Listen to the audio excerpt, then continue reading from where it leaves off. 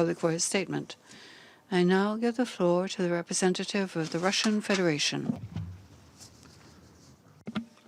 Thank you, Mr. President. We're grateful to the Chairperson-in-Office of the OSCE, Prime Minister and Foreign Minister Edi Rama of Albania, for the briefing on the work of the organization and its agenda. The Russian Federation has always been in favor of strengthening cooperation between the UN and the OSCE based on Chapter 8 of the UN Charter and the Declaration of the Permanent Council of the OSCE on cooperation with the UN from 2006. We believe that this regional organization must complement global efforts on the European continent. We hope that the Albanian chairperson-in-office of the OSCE will clearly follow the mandate and play the role of honest broker in achieving consensus and promoting the collective interests and priorities of the member states of the OSCE, and to maintain a neutral approach. As far as practical cooperation of the two organizations, it has a rather broad scope. At the same time, there's room for further strengthening of cooperation. The OSCE has retained significant potential in the area of combating transnational threats, in particular in regard to foreign terrorist fighters, financing terrorism, and the spread of extremist ideology. In combating terrorism, it's important to adhere strictly to the guidelines of the international community developed by the UN Security Council. We believe that to promote initiatives that do not have a consensus, for example, the concept of countering violent extremism, which some members of the OSCE are trying to do, we believe that this is moving in the wrong direction. We support plans of the UN Office of Counterterrorism and the OSCE to organize on the 11th and 12th of February in Vienna a conference on the issue of the return of foreign terrorist fighters. And we look forward to its successful holding. I think the time has come to significantly improve the work of the OSCE in combating the drug threat, and we welcome the plans of the chairmanship to organize a traditional anti-drug conference. Last year, work of the OSCE on security in the area in the use of information and communication technology has gained a new momentum. We hope to maintain a constructive approach in examining this issue.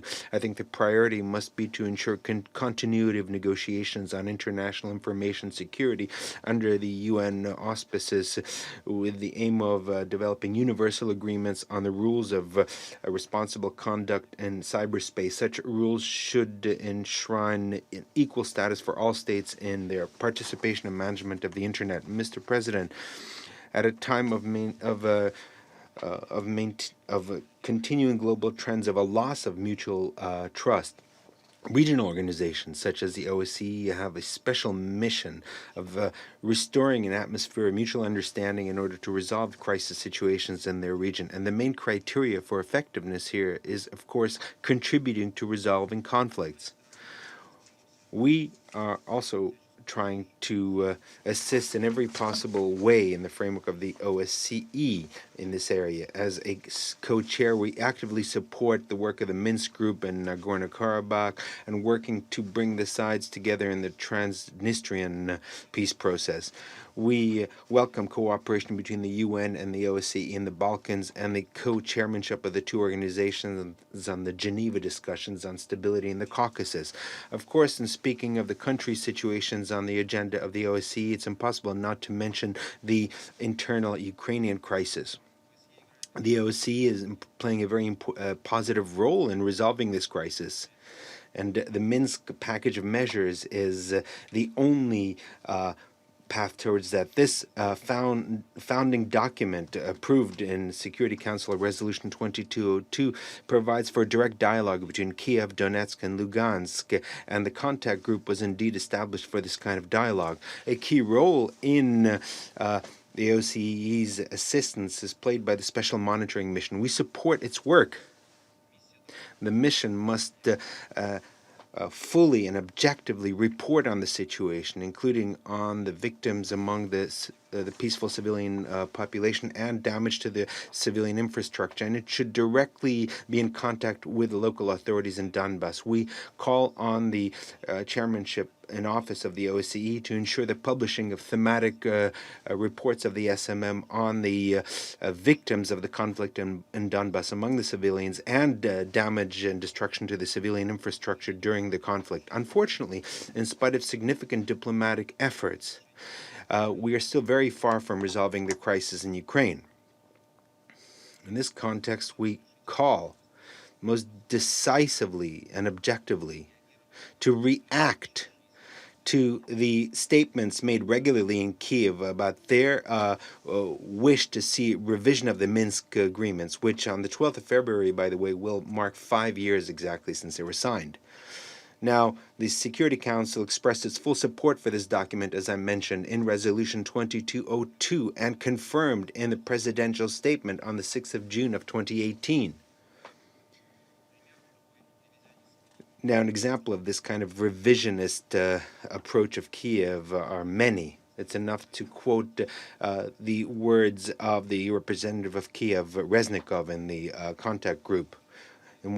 In an interview on the 23rd of January, he said that the position of President Zelensky remains unchanged, and it boils down to the fact that the Minsk agreement should at least partially be revised.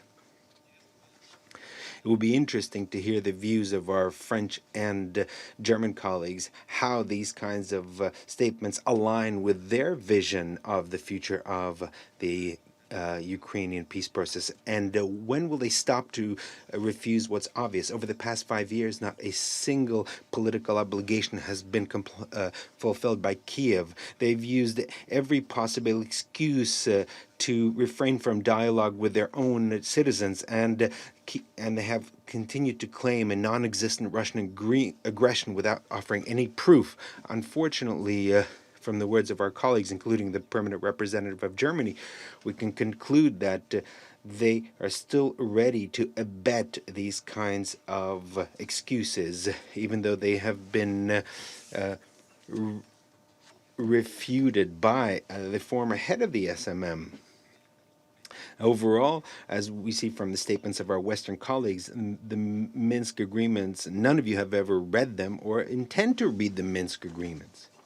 It feels that it's much more advantageous to continue to point to Russia as the guilty party in the conflict, contributing to the efforts of the Kiev authorities to not accept responsibility. So you're giving them a carte blanche, basically, for any actions that they may take against their own citizens. And by the way, from the statements of some of our colleagues here who have claimed that there are violations of human rights in the Crimea, the impression, some people might get the impression that this region that has rejoined Russia is somehow closed off to foreign visitors and no one is allowed to go in there. This obviously is just your invention. Crime is completely open for any kind of visits that are conducted in accordance with Russian legislation. This can be confirmed by tourists. There have been over 7 million last year. So, Madam Pierce, let's stop inventing things. Why don't you come and visit Crimea yourself and see how people live there?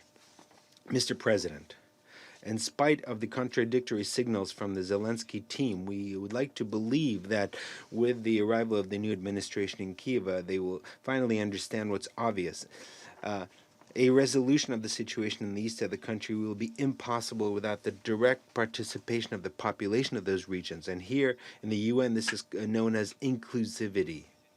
Guided by that principle, we call on the opposing sides in all kinds of conflicts to engage in direct communication in Afghanistan, Syria, Yemen, Cyprus, Colombia, and Venezuela. And only the population of Donbas is denied this obvious right. We would like to believe that the OSCE understands the absurdity of the situation and that it's a non-starter. We hope that the new Ukrainian leadership will realize how damaging it is to promote confrontational initiatives that only divide society, that restrict the linguistic educational, cultural, and religious rights of the Russian-speaking population and other national minorities. I think it's important for the Kiev authorities to do quite the opposite, to once again try to win the trust of people whose interests and vital beliefs were desecrated by the authors of the anti-constitutional Maidan coup d'etat. The goal of the OSCE to assist this process that is important for the future of the Ukraine in every possible way, and in no way to abet the short-sighted and noxious nationalistic movements or feelings that are still prevalent in Ukrainian society. Mr. President, we believe that the OSCE can and should play a key role and a very visible role to strengthen the system of multilateralism as a very important example, and also as part of a system of equal, comprehensive, indivisible security. This is why we are interested in strengthening the role and the authority of this organization, expanding its cooperation with the UN, the potential of which is far from having been exhausted. We look forward to seeing the Albanian president chairmanship in office to make its contribution towards this process. Thank you. I want to thank the representative of the Russian Federation.